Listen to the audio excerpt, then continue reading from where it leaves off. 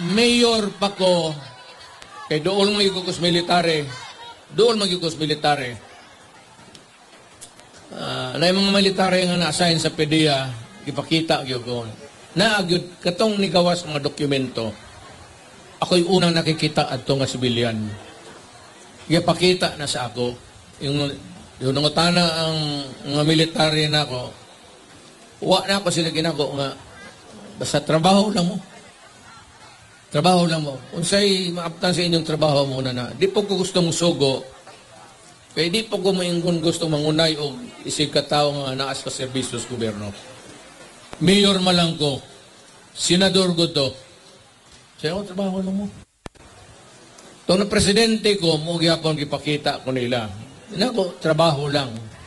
Muna tong ilang gipanuhan, pero na udyok. Kay ang katong plano sa PDEA, mag-raid unta ngadto sa unit, sa condo unit ni Soriano, Maricel.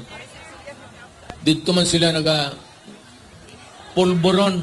If you smell what the rock. Around, sayo tag 15 minutos sa me. Ako nang gitoyo, ako naging ng 15 minutes kada tao para dili ayo mo mahasol. Tindog, subuan. Pero sugdan nako pinaagi sa pagbasa sa atong konstitusyon. Ang saligang batas diin ang tibuok Pilipino hasta ang mga ok-ok mosunod yun diha aning dokumento nga gitawag nato the Constitution of the Republic of the Philippines. The President and the Vice President shall be elected by direct vote of the people for a term of 6 years only, and shall begin at noon on the 30th day of June next following the day of the election. Kasunod yun, Hunyo. And shall end at noon on the same date 6 years thereafter. Pagkahuman sa unom katuig. The President, usbudako, the President shall not be eligible for any re-election. No persons who has succeeded him as Vice President and has served for such as more than 4 years shall be qualified for election to the same office. Duhane. Presidente o Presidente, duwag istoryahan dari.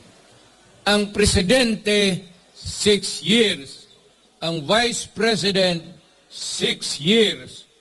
Pero kung ang Vice Presidente, law ay lang paminahon, wa man po kung magbuwan na, mobitang kaduha-duha ko kay tungod, anak nako ang Vice Presidente.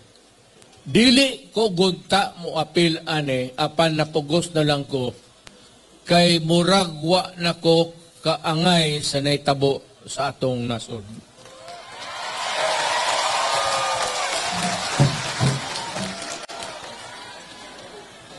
Pero og ang Vice Presidente mo'y muilis kung mamatay, matigok, matilaok, whatever, depende po na kasi ang Vice Presidente og more than 4 years na mura po iyang termino.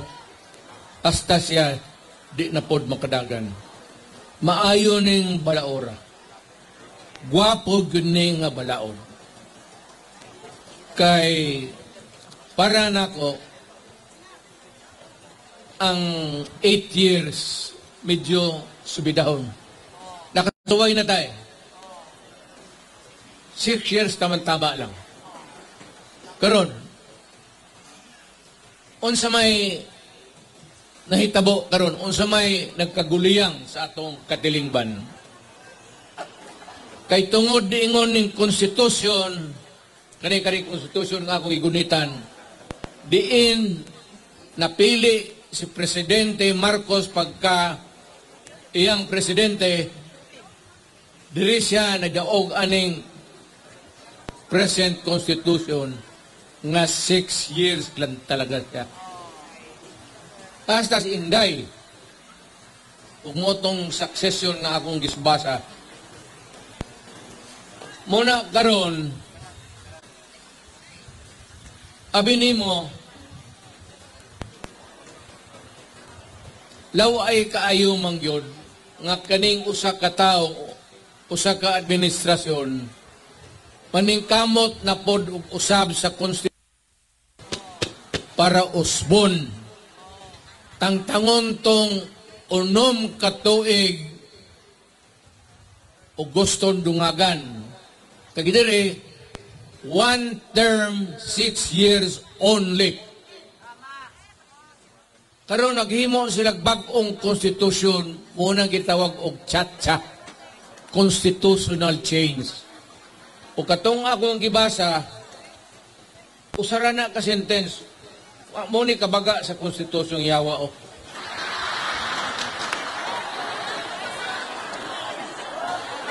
Pero, di ba kag unsalay ilang alisdan? Kanirang section 4. Kanin the president shall be elected by the vote of the people for the term of 6 years.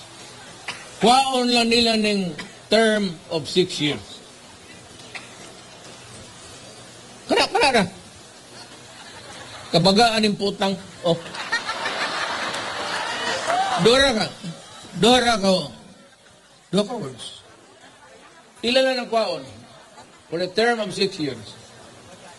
Batalan naman shall be eligible for another re-election hantod sa ilang kamantayan. Law ay muna nga ako ni Pugos ko pag-atubang ninyo karon ingnon tamo nga dili maayo ang ilang plano. Pagsugod pa lang anang chat-chat-chat-chat ni gawas nako. Gingnan ako o gusto mo kamunduhan ni Inday buhatan na lisde pagkahuman maghimo ng bag-ong konstitusyon pero dili na mutokma ninyo sa sunod nga presidente o sa sunod nga vice-presidente. Dili kamo ang manginabang anak. Pangit. Paruglayan ng presidente, laing tao, okay na ang eleksyon. Pero kamong sunod-sunod, niya patasaan na pod ninyo, kay Raba, ang kamala sa Pilipino, law ay nako, di na ko kususul, amigo na ko ng buang presidente. Panahon ra ni Marcos ni Adto, o panahon ra ni Marcos karon, nga ilang gustong kalkalon ang konstitusyon. Mura rin duwa ka Marcos galagyo sa nga pila ka tuig nga gusto gani katong usa di pod na gusto manaog. Muna ning usapod ning kamot na pod karon nga di pod manaog. Motong ni Adto, naabtan gyud sa report sa military, gisakyan sa Pilipino, mo na tong EDSA. Ang bot kani, pero ako siyang giingnan ko, Mr. President, I hope that you'll be able to recall what happened to your father. See to it. Baka musunod kag swerte para sa imong amahan o imo ning pugson.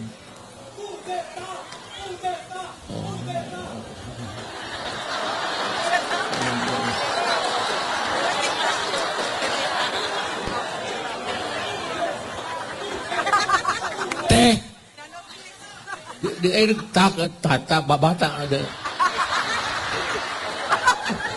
Tay ba mo nagtiti? So ayaw mong sugot. Mara nang akong mensahe. Ayaw mong sugot, anak. Kay nga naman, ang ayan bang si Marcos magpadugay? Ang ngayon ba si Marcos o natagaan pa na itong termino? Unsa may rason, unsa may iyang abilidad?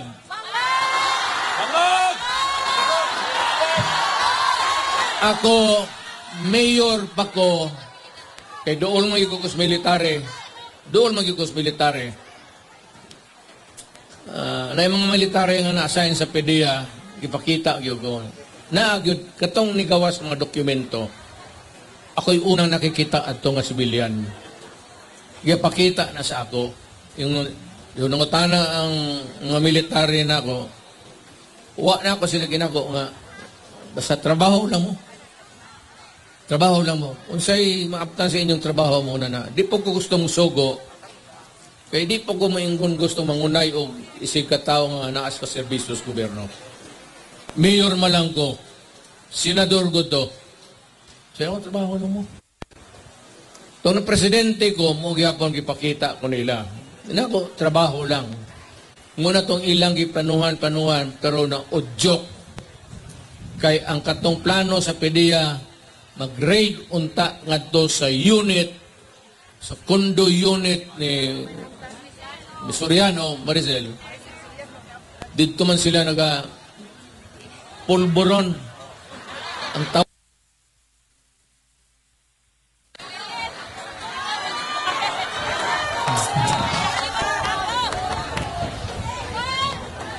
Ibawa man ni mo ng tao kay sige naangari opisyal nga usahay ka ng bagos buntag siguro. Dili mo ko ng baka kayo. Muna.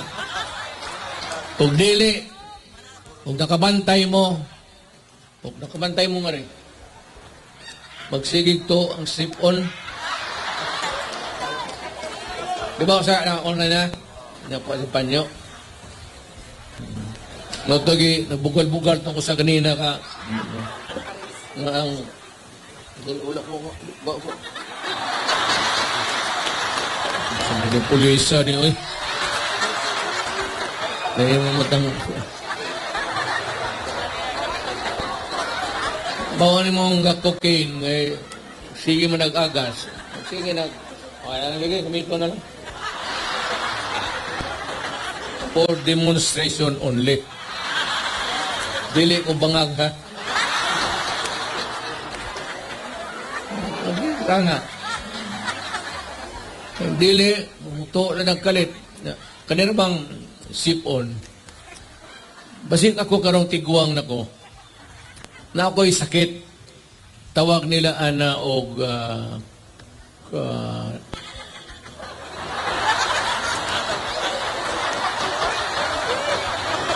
pani masakit ang ako abay kita inyo pangutanon. Na ako'y food coma. Kita mga tiguang na ba? Tiguang naman ko. Umana tog kaon, say magtuo lang ni inyong sipon, magsige mo atse. Siponon mo, magsige mo ana. Muna yung food ko ba? Human naman, dukaon ka. Kada humagkaon yun. Kadaghanan, at least about 20% of the total tiguang rin ay bawa na.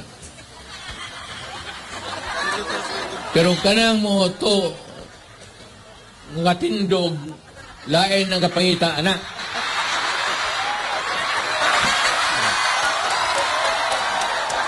Pananghid na sa imong asawa hingnaday matay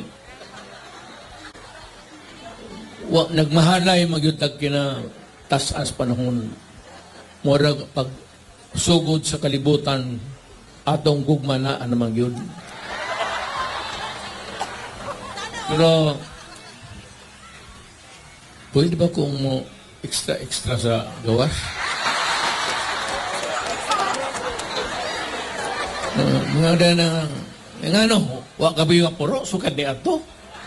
Unom na atong anak yawa, sige ka lang yako ngayon. Usa po na naaman ang uwag.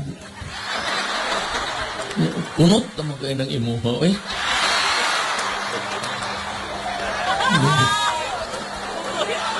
Matinood man. Ginuhay po ito. Buluhay pa man ta. Tinuod man na. Pero muna, sumura na akong minsan. Ako lang sa gulag, bugal-bugal. Kaya, mura man ginay akong katuyong rin. Ayaw mo pagsugot, kay pa inato nila mo nag-rubber band ba? Gusto nilang inaton. May anang rubber band kay taas-taas pa. Utin mo yung mong hinat.